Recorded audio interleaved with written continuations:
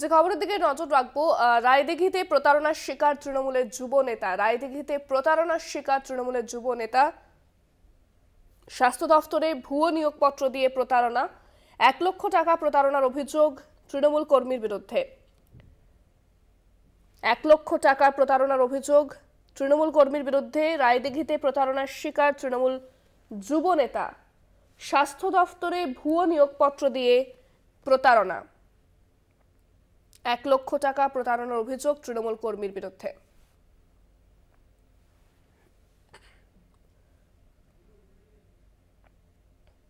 রায়দিঘিতে প্রতারণার শিকার তৃণমূলের যুব নেতা।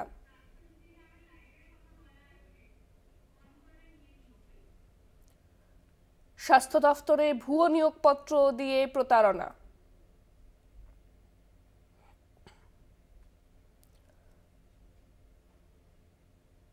1 লক্ষ টাকা প্রতারণার অভিযোগ তৃণমূল কর্মীর বিরুদ্ধে।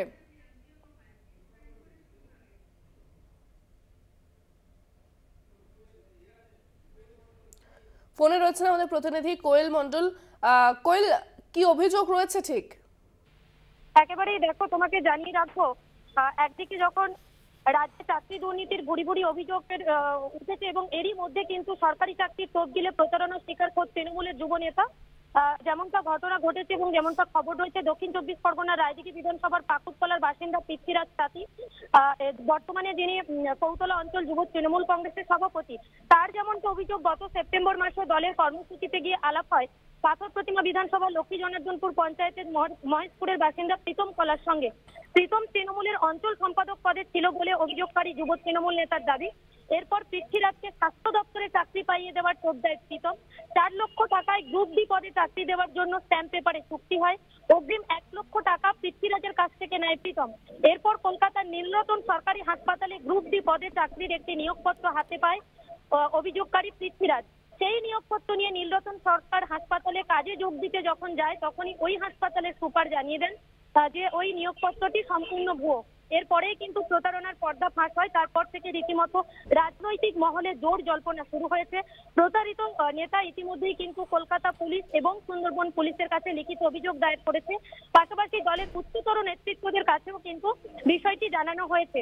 অপরদিকে প্রতারিত যে তৃণমূল যুব নেতা, তার যেমনটা অভিযোগ যে এই প্রতারক তৃণমূল নেতা, তার সঙ্গে পাথর প্রতিমার যে বিধায়ক সমীর জানা থেকে শুরু করে তৃণমূলের একাধিক উচ্চ পদাধিকারী নেতৃত্বদের ছবি রয়েছে, যেটা দেখে সে বিশ্বাস করেছিল এবং এই প্রতারকের হাতে সে টাকা তুলে দিয়েছিল।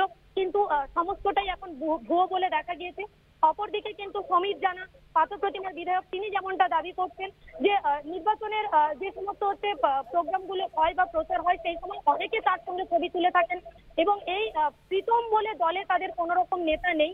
পাশাপাশি অভিযুক্ত যে প্রীতম রয়েছে, তার মা যেমনটা দাবি করছে যে হ্যাঁ, আমার ছেলে তৃণমূল দল করেন এবং কোন রকম পদ হোল্ড করে না, তবে তৃণমূলের একাধিক কর্মসূচিতে যোগদান করে আমার ছেলেকে রীতিমতো ফাঁসানো হয়েছে। এক কথায় বলা যেতে পারে, এই যে চাকরি পাইয়ে দেওয়ার নাম করে বারে বারে প্রতারণার অভিযোগ উঠে আসছে এই রাজ্যে এবং খোদ দক্ষিণ চব্বিশ পরগনার রায়দিঘি, পাথর প্রতিমা এরকম গ্রাম্য এলাকা, সেখানে কিন্তু গোটা ঘটনাকে ঘিরে জোর চর্চা শুরু হয়েছে। একেবারে কোয়েল, ধন্যবাদ। কথা বললাম প্রতিনিধি কোয়েল মণ্ডলের সঙ্গে।